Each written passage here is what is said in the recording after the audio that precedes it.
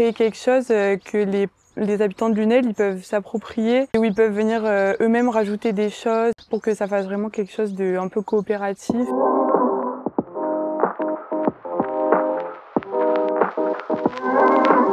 Le projet en fait il est composé de 5 balises depuis la gare jusqu'ici, donc à l'amorce du canal. On a essayé de les mettre à des endroits assez stratégiques pour que le passant il puisse comprendre qu'il y a une continuité.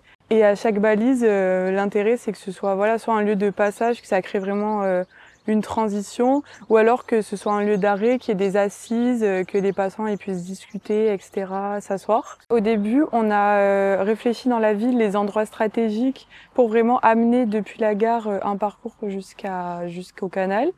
Et après, en parallèle, on a réfléchi à un peu ce à quoi on voulait que ça ressemble.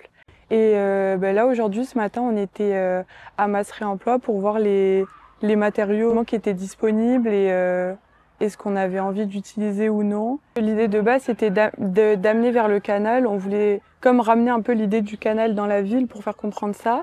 Et du coup, rappeler les cabanes qui sont tout le long du canal et qui sont un peu faites voilà, avec des matériaux de récupération. Nous avons procédé en venant à plusieurs reprises sur place pour mesurer, pour appréhender l'échelle des interventions avec des pièces en bois pour voir ce que ça faisait aussi sur nous-mêmes, sur nos corps. On pense et on fait.